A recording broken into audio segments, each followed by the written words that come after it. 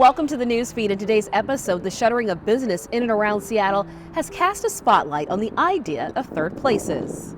You may have not heard the term before. Now there's renewed interest following COVID-19 and the uptick in screen usage. We'll also look at the measures King County is considering to fill correction officer positions amid a long training wait list.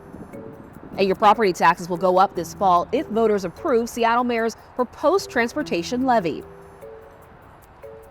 I'm Paris Jackson. Today's top story: in this post-pandemic era, we're seeing a trend around Seattle, the closure of what's called third places.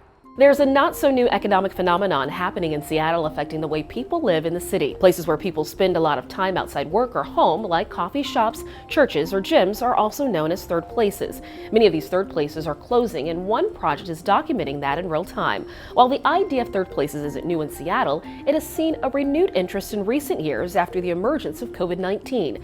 Vanishing Seattle is a media project highlighting the disappearing institutions and cultural spots around the city. For an episode of Cascade PBS's Northwest Reports podcast, co-host Maliha Sayed taps the project creator Cynthia Brothers to understand the impact of third places. Brothers gave the example of what the closure of local restaurant Busch Garden meant to her. Aside from a place of joy and fun, it was a really seminal place for my own coming into my identity as a Asian American activist, which I think Busch Garden has played that role for a lot of people.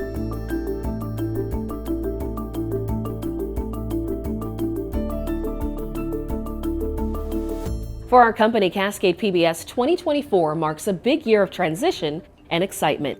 The organization has a new name and headquarters, and now 7 2023 Northwest Regional Emmy Award nominations from the Northwest chapter of the National Academy of Television Arts and Sciences, or NATAS. Here's a glance of the nominated titles and categories. For the category Environment and Science, short form Human Elements, The Range Rider, and Nick on the Rocks, Moses Cooley. For Arts and Entertainment short-form content, Black Arts Legacies, Reginald Andre Jackson.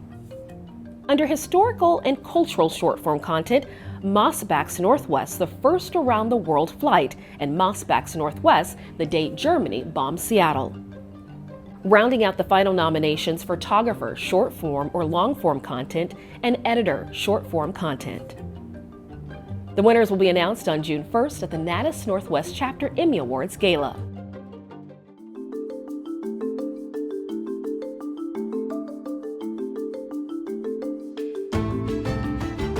King County is considering launching its own training program to combat a correctional officer shortage. There's a correctional officer shortage in the state's largest county, but the agency that trains those officers is also experiencing a lengthy training wait list. Now King County officials are exploring ways they can create their own officer training program. King County operates 2 adult jails, one in downtown Seattle and the other in Kent.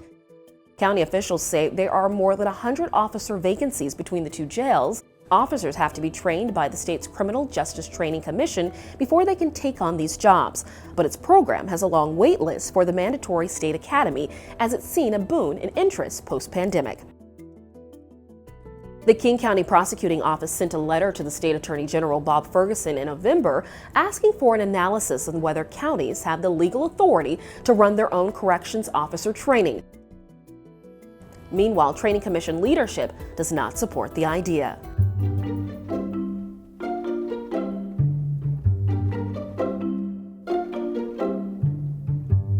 We are learning about the new directors appointed to the Seattle Public Schools Board following the resignations of 2 members earlier this year. Sarah Clark is the Seattle Metropolitan Chamber of Commerce Director of Policy. She'll represent District 2. Clark is a Garfield High School and University of Washington graduate. Board members say Clark would be the only graduate of the Seattle Public Schools system on the board. The other new face is Joe Mizrahi, who has 3 children in Seattle Public Schools, and his wife is a Bellevue Elementary School principal. Mizrahi will represent District 4. Board members cite his understanding of the board's role and involvement in his neighborhood schools as factors for his selection.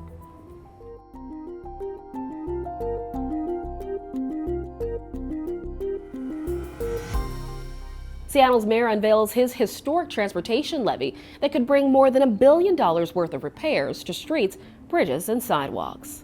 A fix to Seattle potholes, streets, and bridges could be on the way if voters approve Mayor Bruce Harrell's historic large transportation levy in the fall. The plan would renew Seattle's transportation levy with a new price tag of $1.35 billion. The tax would pay for the next 8 years of major city transportation projects. It would add $150 per year to a median homeowner's property tax bill compared to what homeowners have been paying since the $930 million levy passed in 2017. Here's a breakdown of what the levy will go towards: about $420 million on repaving and street improvements of Seattle's 50 most heavily used streets. Over $200 million for bridge maintenance and repair, and another $120 million would pay for bus-only lanes, lighting, and crosswalks. The city seeks your feedback on the proposal now through April 26th. I'm Paris Jackson. Thank you for watching the Newsfeed, your destination for nonprofit Northwest news. Go to crosscut.com for more.